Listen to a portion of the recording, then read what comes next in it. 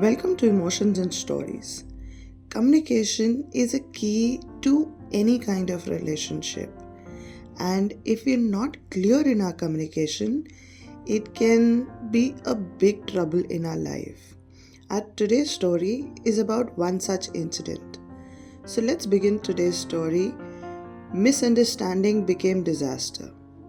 It was a typical Monday morning at St. Stephen's College, and the campus was buzzed with students trying to shake off the weekend lethargy.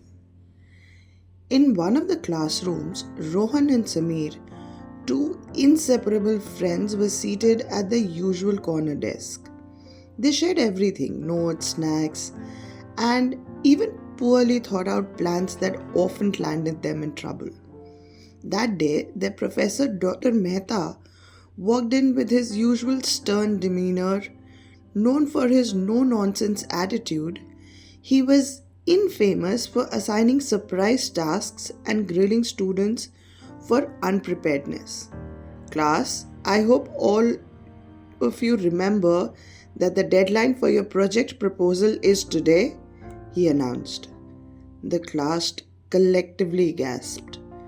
Most had forgotten amidst the chaos of the previous week. Rohan leaned over to Sameer and whispered, "What project is he talking about?"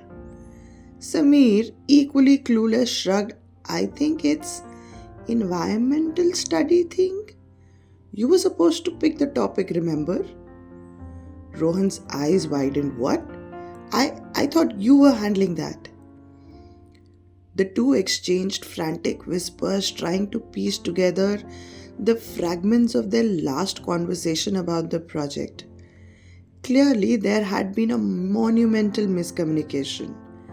They had assumed the other was handling everything.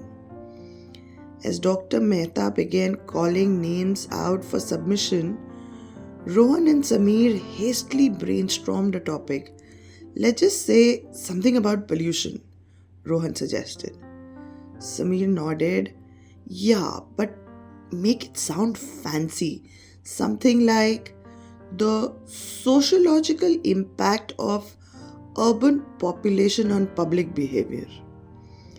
When their names were called, Rohan stood up and confidently repeated the made up title. Dr. Mehta raised an eyebrow but made no comment, simply jotting it down in his notebook. Relieved, the two slumped back in their chairs. Later that afternoon, an email from Dr. Mehta arrived. The subject was "Follow up on project proposal."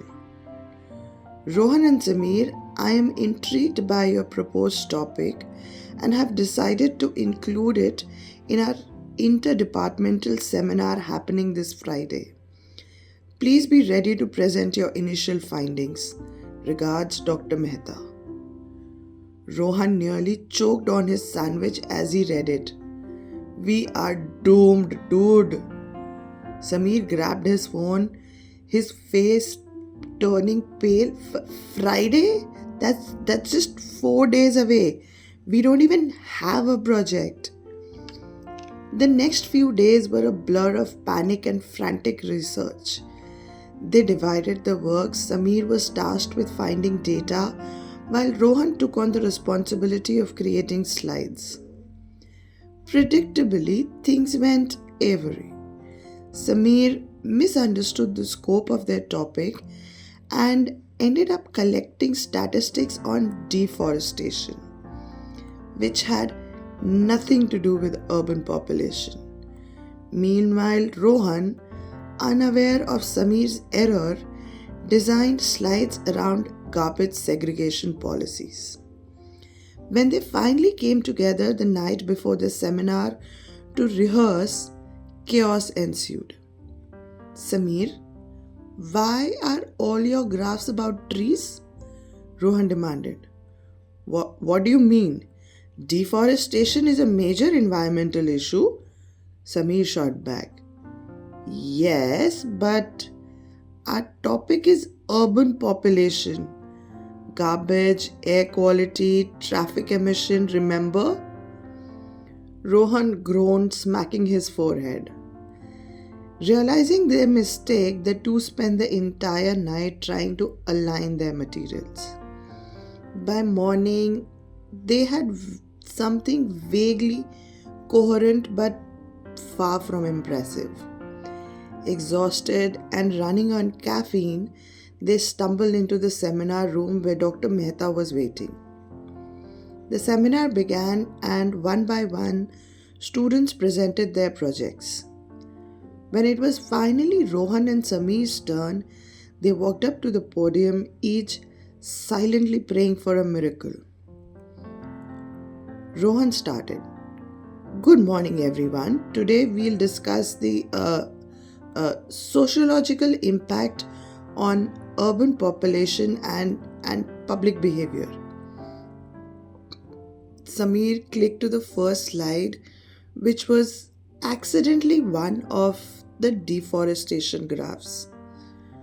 Dr. Mehta's eyebrows shot up. Interesting start. Please continue. Rohan improvised. As you can see, the reduction in trees contributes to urban heat islands, which in turn affects public behavior somehow.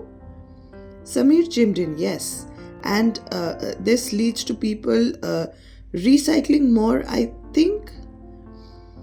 The audience looked puzzled, but Dr. Mehta's expression was unreadable.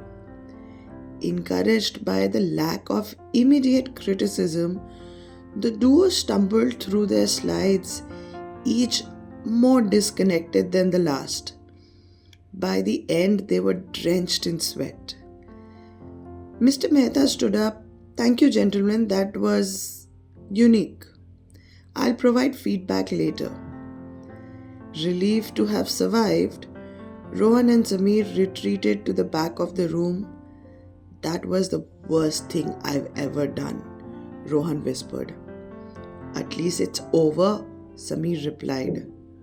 Or so they thought. The next morning, Dr. Mehta called them to his office. I'll cut to the chase, he began. Your presentation was disaster. However, I see potential in your topic.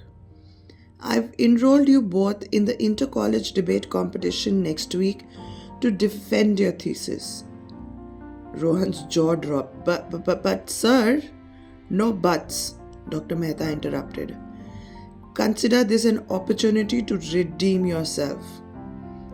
As they left his office, Sameer muttered, we are never assuming anything about projects again. Agreed, replied Rohan. Also, next time, let's pick a topic that doesn't involve trees. Their miscommunication had landed them in hot water, but it also left them with a story they would laugh about for years to come. And while the debate competition loomed ahead, one thing was certain. They would face it together, chaotic slides and all. I hope you enjoyed today's story. Do let us know in the comments below. Thank you.